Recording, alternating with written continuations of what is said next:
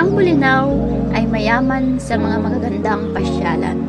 Ilan dito ay ang Giant Clam, Parola, Mangroves, White Sand, at ang pangalawa sa pinakamatandang simbahan dito sa Pangasinan. Tara, samahan niyo akong explore ang mga natatagong kayamanan na matatagpuan dito sa aming bayan ng Bulinaw. Welcome sa Bulinaw Lighthouse.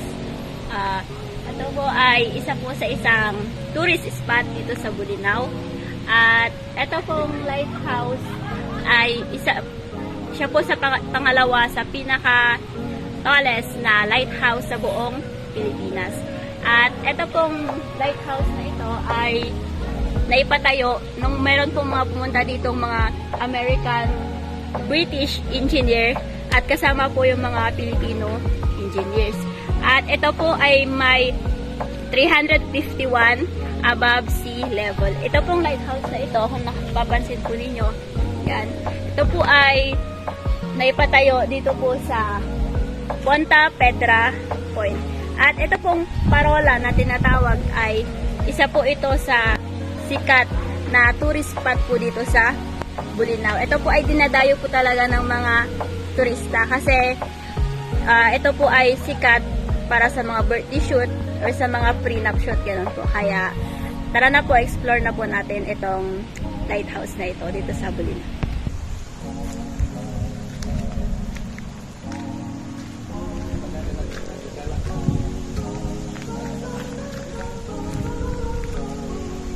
Ayan. Ito po yung Parola.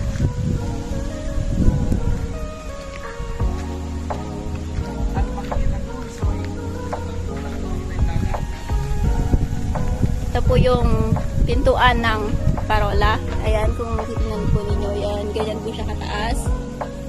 Ganyan. At kung akit ka po sa taas ng Parola, pero sa kasamaang palad po ay hindi po siya pwedeng akyatin for the safety purposes na lang po. Kapag andun ka po sa taas ay makikita mo po ang 360 degree view ng West Philippine Sea. Ayan, ipapakita ko po sa inyo yung dagat.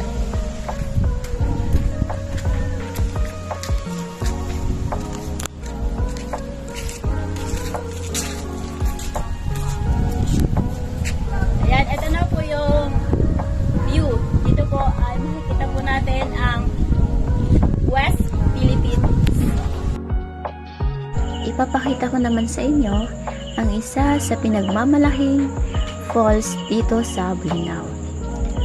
Kung makikita nyo po ay kailangan pa po ng mga ilang step para makababa sa mismong falls.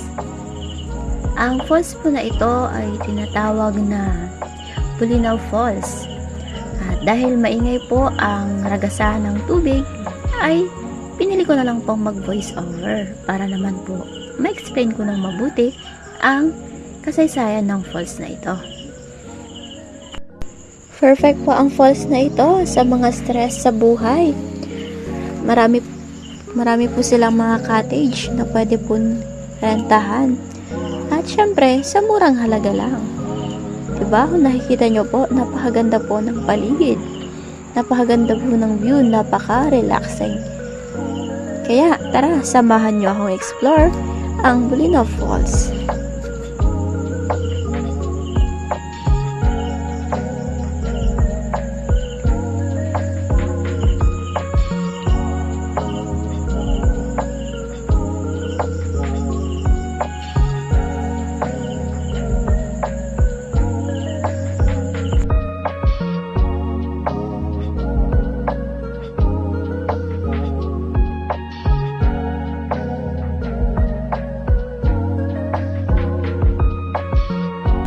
Ang Bulinaw Falls 1 ay ang may pinaka mataas na falls dito sa Bulinaw.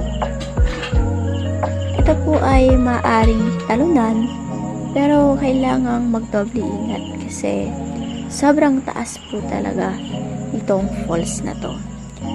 At ito po ay napaka-refreshing at napakalinaw din ng tubig. It's more fun in Bolinao. Kailangan mo na ba ng vitamin C? Perfect itong Pattaya White Sand para sa iyong vitamin C. Ito po ay napakalinaw ng tubig at ang kanyang pong buhangin ay napakaputi at napakapino. Kaya perfect po ito para sa mga team building na gusto nyo pong gawin dito po sa Pattaya. At ito po ay matatagpuan dito sa Bolinao. Sobrang ganda po ng view dito sa Pattaya. Perfect po talaga ito para sa mga pang Instagram post po ninyo. At kung gusto nyo naman pong magstay dito, meron po sila available na mga cottage na pwede po ninyong rentahan. Siyempre, sa murang halaga.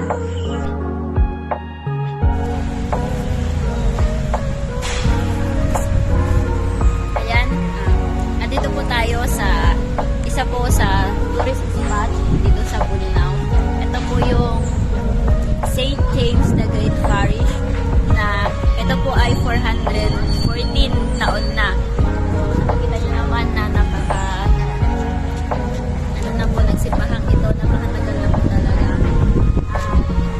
At ito po yung isa sa tinatagong kayamanan ng Bolinao at napakalaki din po ng ambag nito sa history po dito sa Bolinao. Kasi ito po yung pangalawa sa pinakamatandang simbahan dito po sa Pangasinan, sa buong Pangasinan.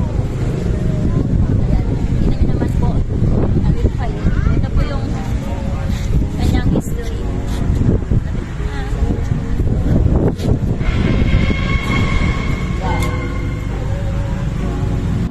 Dahil nakakahiya pong mag-video sa loob, ay umupo na lang po ako sa may likod para makita nyo naman po yung loob ng simbahan. Ito ang yaman ng Bolinao na may tinatagong kasaysayan.